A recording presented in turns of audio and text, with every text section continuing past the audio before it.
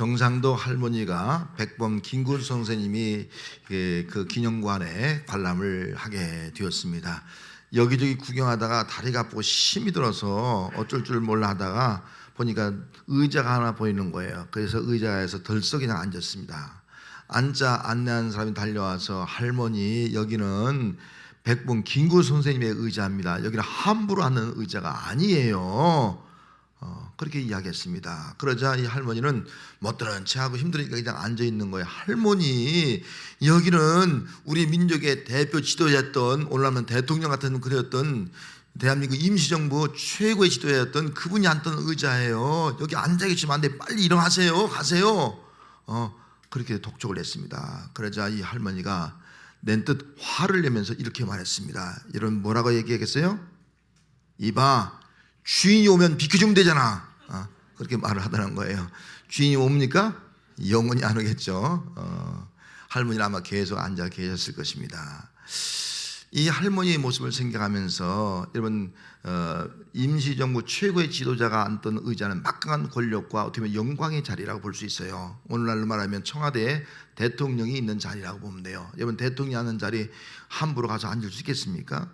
저도 그 자리에 못 앉아요. 어떻게 가서 앉을 수 있겠습니까? 당장 쫓겨나죠. 하지만 저는 그 군대 생활할 때 경국에 근무하면서 그 긍정전이라고 왕들이 앉던 왕자가 있습니다. 저는 왕자에 한번 앉아봤어요. 아무도 없지만 여봐라, 영의정 좌의정 한번 외쳐봤어요. 그냥 혼자 기분이 좋더라고요. 야, 내가 왕이 된 기분이에요. 최고의 영광, 권력을 가진 그런 기분을 가져보았습니다. 아마 할머니가 아무것도 모르지만 그런 마음을 느껴보지 않았을까, 그런 생각을 가져봅니다. 배우 주지훈이가 2018년 아시아 아티스트 어워즈에서 이관왕의 영예를 안게 되었습니다. 최초로 가수와 배우를 통합해서 시상식을 냈다는 거예요. 그 시상식에서 베스트 액터와 아티스트 상을 수상하는 그런 기쁨을 누리게 되었다는 겁니다. 주지훈, 저도 잘 몰라요. 그냥 한번 얼굴은 그냥 한번 영화 봤어요. 개봉한 영화 신과 함께 인관연, 공작, 암수살인 그런 영화에 출연한 그런 배우가 되겠습니다. 자, 한번 그런 그 영광의 자리에 그런 상을 받기도 어려운데 대상 받기 어렵지 않습니까? 평생에 한 번도 받기 어려운 거예요. 그런데 한꺼번에 2개를 받았으니 얼마나 영광스럽겠습니까? 그 많은 사람 앞에서 시상식에서 그런 이렇게 말합니다. 영화를 사랑해 준 여러분 덕분에 제가 이 영광의 자리에 서게 되었습니다. 영광의 자리죠. 더 영화를 위해서 더 열심히 일을 하겠습니다. 그런 인사를 하는 것을 볼 수가 있습니다. 영광의 자리, 모든 사람의 꿈이에요. 배우들의 꿈이에요. 가수들의 꿈이에요. 한번 그 영광의 자리에 서는 것, 최대 꿈이 아니겠습니까? 얼마나 저 행복하고 기쁨의 일이겠습니까? 오늘 본문에도 이 영광의 자리를 늘 묵상하고 영광의 자리를 생각하는 사람이 있었습니다. 그분이 바로 사도 바울입니다. 사도 바울은 오늘 본문에 이렇게 말을 하고 있습니다. 18절 말씀에 생각하건대 현재 고난은 장차 우리에게 나타날 영광과 비교할 수 없다. 좋게 비교할 수 없다. 사도 바울은 우리가 잘 아는 대로 많은 고난을 당했어요. 옥에 갇히기도 하고 또 40에 한 대를 가만 매를 맞기도 하고 수없는 고난을 당했지만 그는 하나님의 영광을 바라봤습니다. 현재의 고난보다 장차 영광이구나. 현재의 고난 속에는 영광이 있구나. 그 영광을 바라보니까 그 어떤 고난도, 어떤 역경도, 어떤 시련도, 어떤 아픔도, 어떤 억울함도, 어떤 옥사에도 다 감당하면서 이겨나갈 수 있게 되었습니다. 이 말씀을 쓰는 이유는 지금 로마 교회 성도들이 박해를 받고 있는 겁니다. 박해를 해서 말로도 할 수 없는 고난에 처해 있습니다. 때론 재난도 뺏기기도 하고 말이죠. 또 제대로 어떤 일도 할 수 없게 되고 숨어 지내야 되고 이런 고난을 당하게 되었습니다. 고난을 당하는 성도들에게 지금 믿음을 심어주고 있는 겁니다. 현재의 고난 속에 하나님의 영광이 있다. 현재의 고난을 견디면 너희들의 영광의 날이 온 것이다. 그 영광을 바라보거라 라고 말씀을 하고 있는 겁니다. 영광을 바라보면서 현재의 고난을 극복하고 견디며 이겨나갈 수 있는 그런 믿음을 갖도록 하기 위함이었습니다. 우리 구원받은 성도들은 다 하나님의 자녀인 줄 믿습니다. 하나님의 자녀는 하나님의 상속자요, 그리스도와 함께 하나님의 모든 것을 상속받을 자입니다. 그러면 우리가 그리스도와 함께 하나님의 상속자는 장차 그리스도와 함께 그 영광을 누릴 자다 하는 겁니다. 그럼 우리 그리스도인이 누구라고요? 그리스도와 함께 하나님의 영광을 누릴 자라는 거예요. 누릴 자 영광을. 하나님의 영광을 누릴 자이기 때문에 우리는 하나님의 영광을 바라보면서 이 땅의 고난을 잘 견뎌나가는 것이 우리 신앙생활이라고 볼 수가 있는 겁니다. 문제는 우리 오늘날 그리스도인들이 하나님의 영광을 누릴 자인 우리가 그리스도와 함께 고난도 받아야 되는데 고난을 회피하는 그런 시대를 우리가 살아가고 있다는 겁니다. 우리 사순절을 맞이하는데 과거와는 달리 사순절의 의미가 별로 자꾸 사라지는 거예요. 뭐 사순절 꼭 우리가 고난에 동참해야 되는가? 꼭 좀 절제생활하면서 우리가 그렇게 신앙생활을 해야 되냐? 그런 생각을 갖게 됩니다. 또 오늘 우리가 사는 시대가 과학 문명의 발달로 모든 것이 편리하고 모든 것이 다 참 안락한 시대를 우리가 살아가고 있지 않습니까? 그런 시대에 우리가 꼭 어떤 십자가의 고난에 동참해야 되느냐? 그런 고난 가운데 우리가 있어야 되느냐? 고난이 싫다. 나는 고난 밖에 동참하고 싶지 않고 고난 나에게는 관계없다. 이런 마음을 갖는 그런 시대를 우리가 살아가고 있습니다. 엊그제 3.1절 날 제가 일부러 유관순 영화를 보러 갔습니다. 경건한 믿음의 부모에서 태어났기 때문에 가정에서 식사하기도 하는 장면이 나옵니다. 믿음으로 자란 거예요. 그리고 선교사의 도움을 통해서 구원을 받게 되었고, 그리고 그가 이화여고죠, 기독교 미션 스쿨에 가서 공부를 하게 되었고, 그 영향을 통해서 그가 독립만세 운동을 펼치게 되다가 결국은 체포되었고, 그가 서대문 형무소에 갇히게 되었습니다. 자, 유관순 영화를 보니까 처음부터 고난, 그리고 마지막까지 고난으로 끝나는 겁니다. 고난으로 시작해서 옥사에서 다 감옥에서 당하는 고통만 그리고 있는 거예요. 그러다가 나중에 옥살을 하는 장면으로 끝나고 있습니다. 저는 그 영화를 보면서 정말 고난이 무엇일까 하는 문제를 다시 한번 깊이 묵상을 해보게 되었습니다. 유관순 열사가 나라의 독립을 위해서 정말 고난당하면서 끝까지 순교의 길을 가는 그 모습을 보면서 유관순 여사의 그 열사의 고난은 단순히 민족 독립을 위한 고난, 그런 인간적 고난만이 아니라 그에게는 정말 믿음의 사람이었기 때문에 그리스도와 함께하는 그런 고난이었다. 그리스도와 함께하는 고난이 아니면 저 고난을 이겨나갈 수가 없는 거예요. 견딜 수가 없는 겁니다.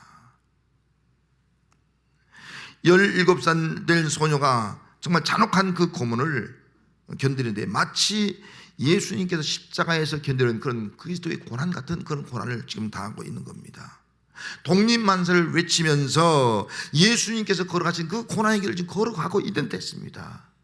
형틀에 매달려서 찢기고 상하면서 마치 예수님께서 십자가에서 찢기게 맞고 찢기고 상하는 그런 모습을 연상케 하는 그런 고난의 장면을 한번 느껴보았습니다. 저건 단순히 17살 한 소녀가 한 것이 아니라 그 속에 정말 믿음이 있었고 그리스도와 함께하는 그런 고난이었구나. 그래서 견딜 수가 있었구나. 그 고난 가운데 굴복하지 아니했구나 하는 마음을 느끼면서 이 시대에도 우리가 저런 고난, 저런 마음 가지고 그리스도의 고난에 동참해야 하지 않겠느냐, 그런 마음을 갖게 되었습니다. 유관순 열사의 고난은 민족의 동반자가 된 참된 그리스도인의 모습이었습니다. 오늘 우리가 그리스도인이라면 그리스도인이 받는 고난이 무엇인가를 우리가 다시 한번 생각해 봐야 하지 않겠습니까? 그리스도인의 고난은 그리스도와 함께 받는 고난입니다. 그러면 그리스도와 함께 받는 고난이 무엇일까? 자, 고난은 먼저 허무한 데 굴복하지 않는 것입니다. 그래서 오늘 본문 20절에 보면은 피조물이 허무한 데 굴복하는 것은 자기의 뜻이 아니요, 그렇게 말씀하고 있지 않습니까? 피조물이 허무한 것에 굴복하는 일이 있는 거예요. 그건 자기 뜻이 아닌 거예요. 그건 잘못된 거라는 거예요. 그리고 이게 허무한데 이 단어는 그 원어적 의미를 외는 헛된 것, 우상숭배예요. 많은 사람들이, 많은 피조물이 헛된 것, 우상숭배에 빠져 있다는 거예요. 그 굴복하면 안 된다는 것을 말씀해주고 있는 것입니다. 여러분, 우리는 어떤 일이 있어도 우리는 우상숭배에 굴복하면 안 돼요. 헛된 것에 굴복 안 된다는 거예요. 미신에게 제사하고 또 어떤 뭐 태양신에게 제사하고 이런 것들은 전부 다 우상이에요. 그런 우상에게 굴복해서는 안 된다. 그래서 고난은 굴복하지 않는 믿음을 갖는 것이다 하는 것입니다. 그 영화 중에 감방에서 한 5명이 들어가는 그런 감방이에요. 그런데 거기 한 35명 정도 다 집어넣었다 그래요. 그런데 거기 움직일 수도 없으니까 앉아있다 보면 말이죠, 다리에 그 무리가 오는 거예요. 어떤 장애가 오니까 일어나서 다 걷는 거예요. 쭉 걷는 거예요. 줄 서서 이렇게 또 감옥을 걷는 거예요. 걸으면서 그들이 함께 노래를 부릅니다. 아리랑 아리랑 노래를 부르는 거예요. 그리고 애국가를 부릅니다. 애국가는 우리 옛날 애국가죠. 전부의 의지 없어 찬송 280장 찬송인가요? 그거죠. 동해물과 백두산이 마르고 닳도록 하나님이 보호하사. 그런 옛날 우리 애국가예요. 그걸 부르는 거예요. 믿음의 찬양이죠. 부를 때 간수들이 와서 노래 부르지 못하고 막 강압합니다. 노래 부르지 못하라고. 그때 그들이 외친 말 하나가 우리가 개구리냐? 우린 개구리가 아니라는 거예요. 여러분, 개구리가 어때요? 개구리가 개구리 하다가 사람이 인기척이 탁 나면은 갑자기 쫙해지게 개구리입니다. 우린 개구리가 아니라는 거예요. 너희들이 아무리 겁방하고 위협해도 우린 노래 부르겠다는 거예요. 아무리 너희들 우리를 겁방하고 우리에게 강제로 학대하고 고문한다 할지라도 우리는 황제를 숭배하지 않겠다는 거예요. 우리 굴복하지 않겠다는 거예요. 굴복하지 않는 믿음, 이것이 바로 우리 기독교인의 고난이 아니겠습니까?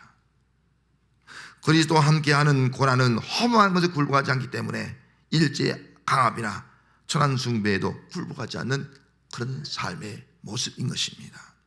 고난은 함께 고통을 견디는 겁니다. 22절 말씀에 피조물이 다 이제까지 함께 단식하며 함께 고통을 겪고 있는 것을 우리가 아느니라. 하나님이 창조한 피조물이 함께 단식하고 함께 고통을 겪고 있다는 거예요. 이 말은 다르게 말하면 피조물은 아무런 잘못이 없잖아요. 근데 인간이 범죄한 거예요.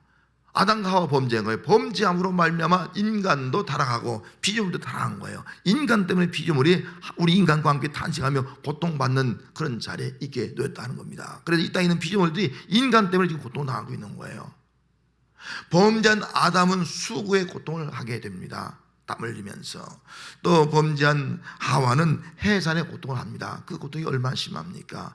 땅은 엉겅퀴 가시덩굴을 내면서 고통을 당합니다. 피조물이 다 고통을 당하는 그런 모습을 여기서 말씀해 주고 있는 겁니다. 그래서 함께 단식하며 함께 고통을 당하면서 피조물들은 오히려 하나님의 아들들이 적기 회복되어서 그 하나님의 아들들이 나타나서 이 고통 가운데서 그들도 구원받기를 좀 기다리고 있다는 것입니다. 영화 중에 감옥에 있는 감방에 있는 그 죄수들의 모습을 보면서 저들은 정말 함께하는 자들이라는 걸 느껴보았어요. 고통 가운데 있으니까 그들은 함께하는 거예요. 아플 때 함께하고 먹는 것도 나누면서 함께하고.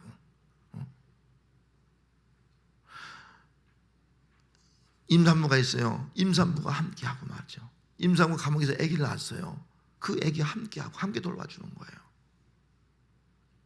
고문을 당하다가 온몸에 막 찢기고 손도 빼고 말이죠. 이 손도 빼는 고통이 얼마나 크면 손도 발도 다 빼버리는 거예요.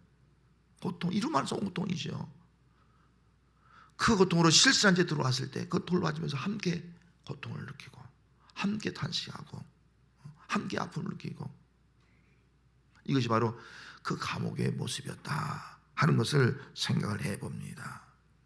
그리스도와 함께하는 고난은 무엇일까? 함께하는 거예요. 정말 힘들고 어렵고 고통스러운 함께하는 것, 함께 단식하고 함께 아파하고 함께 그 고통을 위로하면서 함께 고통을 이겨나가는 것, 이것이 바로 우리 그리스도인의 고난이 되어야 할 줄로 믿습니다. 세 번째는 고난은 죽음을 두려워하지 않는 겁니다. 21절 말씀에 그 바라는 것은 피조물도 썩어짐이 종로를 한 데서 해방되어, 여기 썩어짐의 종로릇, 이 썩어진다는 말은 그 원어적 의미를 보면 시들고 소멸하고 그다음에 멸망하는 것을 의미하는 겁니다. 썩어지는 것, 이것이 바로 썩어지는 건 다르게 말하면 우리 인간이에요. 여러분, 우리 인간이 아무리 건강해도 아무리 아름다워도 결국 뭐예요? 시들고 또 썩어지고 소멸해서 죽어가는 거, 이게 인간의 모습이에요. 그래서 이게 썩어짐의 종로라는 것은 죽음의 종로시라고 이해를 하면 됩니다. 죽음의 종로를 한 데에서 해방되는 것을 기다리는 것이 우리 인간의 모습이라는 거예요. 그래서 모든 사람은 다 죽음에 대한 두려움을 누구나 다 가지고 있다 하는 겁니다. 죽음에 대한 두려움 때문에 벌벌 떨고요. 그것 때문에 또 때로는 배신하고 배반하고 민족을 등지고 이런 일들이 일어나는 것이 아니겠습니까? 영화 중에 죄를 감당해 주겠다. 네가 죄인 것만 고백하면 너 내 죄 형벌을 감면해 주겠다. 그렇게 말합니다. 다른 사람들은 거기에 응하는 거예요. 근데 유관순은 내가 무슨 죄인이냐? 난 죄인으로 감옥에 온 것이 아니다. 난 죄인이 아니다. 난 감명받을 이유가 없다. 거절합니다. 4년이면 2년으로 감명받는 것이 아니었어요. 싫다는 거예요. 거부하는 거예요. 1920년 황제에 의해서 특별 사면을 실시합니다. 모든 죄 다 풀어주라는 거예요. 다 풀어줍니다. 다 나갑니다. 유관순은 나는 나갈 이유가 없다는 거예요. 일제 그 황제에 의해서 자기는 사면될 이유도 없다는 겁니다. 그는 다 감옥에 안 나가 혼자 있는 거예요. 혼자 갖은 수욕을 당합니다. 멀시 당합니다. 내가 뭔데 고집불통. 그래서 일본 그 간수가 이 고집을 꺾으려고 굴복시키려고 합니다. 갖은 고문을 당합니다.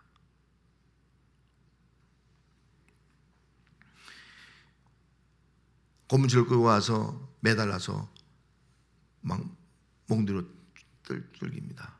온몸 피투성이가 됩니다. 내려놓고 구두발로 막 배를 찹니다. 너 같은 것이 자식 낳으면 더 독한 독동을 낳을 것이라는 거예요. 다 해버립니다. 실시해버립니다. 죽음을 두려워하지 않습니다. 여러분, 어떻게 죽음을 두려워하지 않을 수 있겠습니까? 그리스도와 함께하는 고난이기 때문에 죽음을 두려워하지 않고 끝까지 굴복하지 아니하고 그런 그 길을 걸어가다가 결국은 옥사를 하게 되었습니다. 그리스도와 함께하는 고난은 죽음을 두려워하는 것이기에 유관순 열사는 당당하게 그 죽음의 길을 걸어갔던 것입니다. 사도 바울은 고난당한 성도에게 말씀하고 있습니다. 현재의 고난 장차 우리에게 나타날 영광과 좋게 비교할 수가 없다. 현재의 고난 힘들어요. 감당하기 어려워요. 그러나 장차 누릴 영광은 비교할 수 없는 거예요. 무한한 영광이에요. 영원한 영광이에요. 이걸 강조하고 있습니다. 너희들이 정말 힘들고 어려워도 장차 이발 그 영광을 바라봐라. 너희 몸은 망가지고 썩어지고 문드러져도 이 몸이 영광스러운 몸으로 부활할 것을 바라봐라. 그 영광스러운 몸으로 서게 될 것을 바라봐라. 이 믿음을 심어주고 있는 겁니다. 고난당한 사람에게 가장 필요한 것은 영광의 자유입니다. 21절 말씀에 그 바라는 것은 피조물도 썩어짐의 종로한 데서 해방되어 하나님의 자녀들의 영광의 자유에 이루는 것이다. 하나님의 아들들의 영광의 자유에 이루는 것이다. 우리 예수 믿는 사람들은 이미 예수 믿음으로 말미암아 죄에서 자유함을 얻은 줄 믿습니다. 마귀에서 자유함을 얻은 줄 믿습니다. 어둠에서 자유함을 얻은 줄 믿습니다. 우리 새 생명 얻은 자가 되었어요. 영성을 얻은 자가 되었어요. 진정 자유를 얻은 자가 되었어요. 그럼에도 불구하고 우리는 여전히 이 땅에서 고난이 있는 거예요. 다시 말하면 구원의 완성이 이루어지지 않았다는 거예요. 영광의 자유의 완성이 아직 이루어지지 않았다는 겁니다. 그래서 그때까지 우리는 이 땅에서 사는 동안 이런 고난, 고통을 당하게 되어 있는 겁니다. 하지만 우리는 영광의 자유가 이루어지는 그 날을 바라보는 거예요. 그 날이 언제입니까? 우리 주님이 재림하실 때, 우리 주님이 다시 오실 때 우리는 영광의 자유의 자리에 이런 역사가 임하게 될 줄로 믿습니다.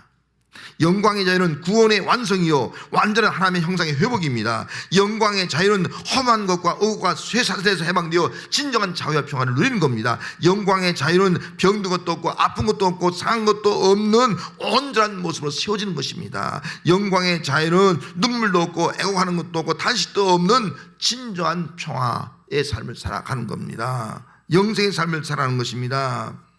영광의 자유는 죄나 죽음이나 마귀에서 해방되어서 천국에서 주님과 더불어 영원히 사는 것이 아니겠습니까? 영광의 자유는 이 썩어질 몸이 아니라 거룩하고 흠이 없는 영광스러운 몸이 되어서 우리 주님과 더불어 살아가는 것입니다.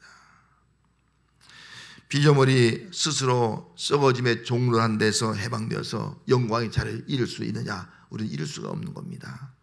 로마서에 있는 말씀 그대로 모든 사람이 죄를 범하였음에 하나님의 영광에 이르지 못하더니 죄를 범한 사람은 영광에 이를 수 없어요. 죄를 범한 우리 인간도 영광에 이를 수 없고 또 우리 때문에 타락한 피조물도 영광에 이를 수가 없는 겁니다. 그러므로 타락한 세상에서 함께 탄식하며 함께 고통을 받고 있는 피조물들은 썩어짐에서 해방되어서 영광의 자유에 이르기를 기대하고 있습니다. 기다리고 있는 겁니다. 하나님의 자녀들이 누리는 그 영광의 자유의 자리에 이르기를 지금 기다리고 있는 겁니다. 하나님은 우리를 장차 이 영광의 자유에 이르도록 역사해 줄 줄 믿습니다. 우리를 영광의 자리에 이르게 하시는 분은 바로 하나님이신 것입니다. 여러분, 하나님께서 예수님을 이 땅에 보내주었습니다. 예수님이 이 땅에 오셔서 우리에게 이렇게 말씀했습니다. 인자가 온 것은 섬김을 받으려 함이 아니요 도리어 섬기려 하고 자기 목숨을 많은 사람의 대속물로 주려 함이라. 내 목숨을 다른 사람에게 주려 함이라. 그렇게 말씀했습니다. 이 땅에 오신 목적이 자기 목숨을 대속물로 주는 거예요. 가라데서 1장 4절 말씀에 그리스도께서 하나님 곧 우리 아버지의 뜻을 따라 이 악한 세대에서 우리를 건지시려고, 이 악한 세대에서 우리를 건지려고, 자유케 하려고, 구원하려고, 해방시키려고 우리 죄를 대속하기 위해서 자기 몸을 주었다. 대속하기 위해서 자기 몸을 주었다. 우리를 해방시키고 또 영원한 자유에 이르게 하는 것은 대속이에요. 십자가에 자기 몸을 내려주셔서 십자가에 주신 줄 믿습니다. 이게 주님이 하신 일이에요. 여러분, 예수님을 통해서 우리는 자유함을 누리게 된 줄 믿습니다. 죄에서, 죽음에서, 두려움에서 그 어떤 것 자유함을 누린 존재가 된 겁니다. 예수님의 대속을 믿는 사람은 장차 영광의 자유에 이르게 될 줄 믿습니다. 이게 우리 믿음이에요. 이 땅에 고난을 당하고 있지만은 장차 우리 주님이 오실 때 그때 우리는 영광의 자유에 이르게 된다. 이 믿음이 오늘 우리의 믿음입니다. 여러분, 나는 어떤 존재냐? 나는 예수님의 십자가로 대속함을 받은 존재. 지금 고난 당하고 있지만 고난 속에 영광이 있고 주님 오실 때 영광의 자유에 이르게 될 존재. 여러분, 이 믿음이 여러분들의 믿음이 되어야 할 줄 믿습니다. 이 믿음을 가지고 우리는 기다리는 거예요. 그래서 23절 말씀에 그뿐 아니라 또한 우리 곧 성령의 처음 익은 열매를 받은 우리까지도 속으로 탄식하며 양자될 것 곧 우리 몸의 속량을 기다리니라 라고 말씀했습니다. 우리 몸의 속량을 기다린다. 처음 익은 열매를 받은 우리는 성령을 받은 우리예요. 여러분, 성령을 통해서 우리 예수 믿고 구원받은 성도가 된 줄 믿습니다. 그래서 성령의 처음 익은 열매 받은 성도들은 온전한 구원의 완성을 보증받은 사람이에요. 이 땅에 지금 고난받고 있지만 구원의 완성이신 영원한 영광을 얻고 영원히 찬송할 것을 보증받은 자들이에요. 우리 성도들은 하나님의 영광에 이르러서 그 영광 가운데 거하게 될 것을 보증받은 것이 바로 우리 성도의 삶이다 하는 겁니다. 그러므로 성령의 처음 익은 열매를 맺은 우리 성도들은 아직 구원의 완성이 이루어지지 않았기 때문에 우리 몸의 속량을 기다리고 있는 겁니다. 주님 오셔서 우리가 완전히 속량받고 영원한 영광의 자유에 이르기를 지금 기다리면서 이 고난 가운데 믿음을 가지고 견디며 이겨나가는 것, 이것이 바로 여러분들의 신앙생활이 되어야 할 줄로 믿습니다. 현재 고난 가운데서 영광을 바라보는 사람이 있고 영광을 바라보지 않는 사람이 있습니다. 여러분, 영광을 바라보지 않는 사람은요, 현재 당하는 고난을 생각하면서 원망하고 탄식할 수밖에 없을 겁니다.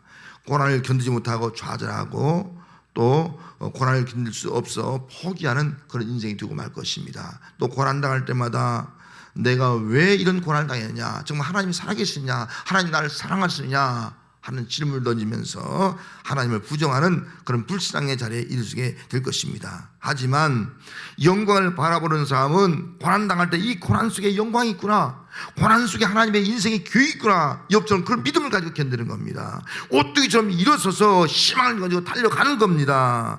고난이 내게 유익이고 고난이 연단임을 믿고 고난을 통해서 하나님 기뻐하시는 영광스러운 존재가 될 줄 믿고 그 믿음을 가지고 나가는 겁니다.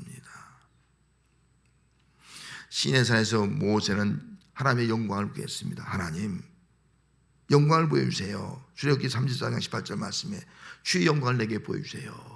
왜 주의 영광을 내게 보여달라고 모세가 구했습니까? 이스라엘 백성들, 애굽에서 인도낸 백성이 완악한 백성이에요. 십계명을 받으러 올랐을 때 그들이 금송아지를 만들고 우상을 섬긴 거예요. 어떻게 그렇게 완악할 수 있겠습니까? 하나님이 진노해서 그들 다 심판하려고 했습니다.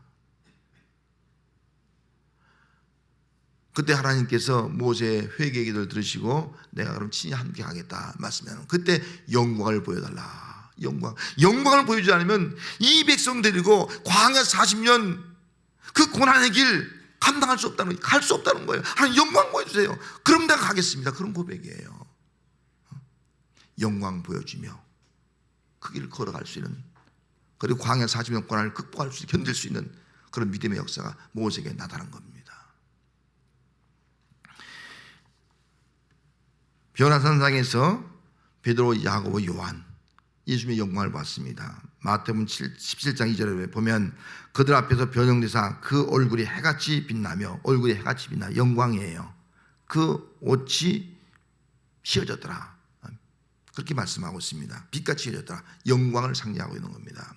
예수님께서 베드로, 야고보, 요한 세 사람을 산으로 올라가서 예수님의 영광스러운 모습을 보여줬습니다. 여러분 왜 보여준지 아십니까? 다른 것이 아니에요. 영광을 보여주면서 장차 내가 십자가에 고난당할 것이다, 십자가에 고난당하고 죽을 것이다 하는 것을 말씀해 주는 거예요. 그 다음에 이 말씀은 영광을 바라보면서 예수님이 당한 고난의 길, 십자가의 길을 너희들도 따라와라 하기 위해서 보여준 겁니다. 복음성가에 이제 내가 살아도 주를 위해 살고 이제 내가 죽어도 주 위에 죽네.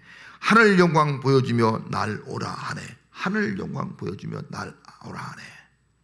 오늘도 주님께서는 하늘 영광, 무한한 주님의 영광 보여주면서 여러분들을 오라 하네 부르고 계십니다. 우리 함께 주님의 고난에 동참하는 성도가 되어야 할 줄로 믿습니다. 기도하겠습니다.